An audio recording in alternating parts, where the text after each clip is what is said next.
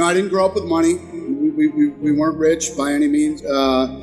I knew I wasn't going to college. I knew that wasn't a reality, and I didn't really want to go to college. One of the things that I was very lucky in my life with is I knew exactly what I wanted to do. From the time I was a young age, I knew I wanted to be in the fight business, and people thought I was crazy.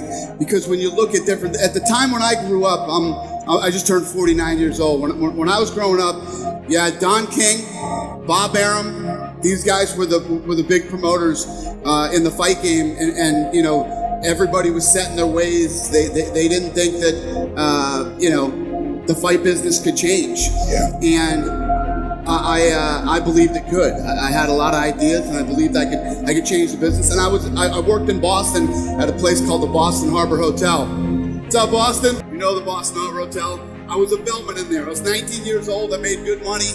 There's some guys that get those jobs, and those are the type of jobs they want those jobs forever. And it's a good job. It's not a bad job. It just wasn't for me. And I was literally standing in the lobby one day, and I'm like, what the hell am I doing here? What am I doing here? This isn't me. This isn't what I want. And I walked out the front door, and one of my good friends, he's still one of my good friends today, who's the doorman, says, what are you doing? I said, I'm quitting. And he's like, what? What are you going to do? I said, I want to be in the fight business. He said, that's the dumbest thing I've ever heard in my life. Everybody keeps asking me, why did you stay?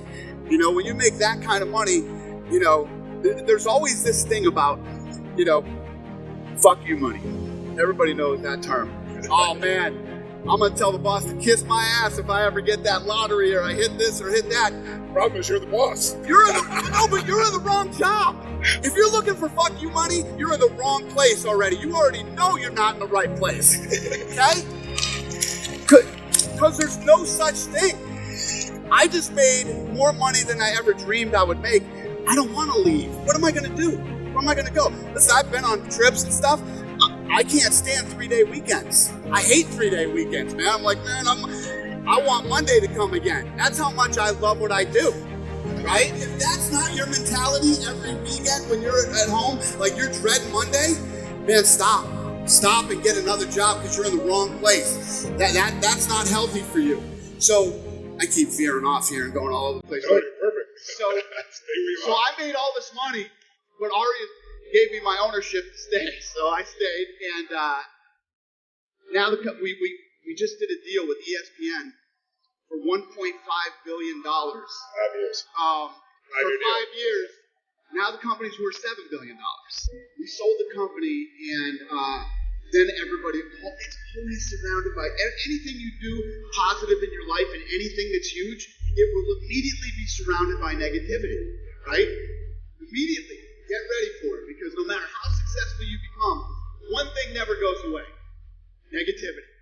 Haters. Whatever you want to call it. It's always there. And you have to read it every day. How do you keep that from affecting I separate myself from it. And back in the old days, when we started, I used to read it to the point where I was just nauseous, Yeah. I do not read any of that stuff, because one of the things that I have learned over my many years of doing this, their opinion doesn't matter. Their opinion means nothing. It is literally an opinion. It's negative bullshit, and it means nothing to you. It doesn't mean anything. It doesn't affect, unless you're the type, sick, twisted type of person like me that likes to let it fuel you. It's like your fuel, and other than that, it's useless. It means nothing. Everything that the reporters write, everything that these people say, just don't even. Do your thing. Stay on your course. Stay focused, and keep your eye on the prize, and everything comes together.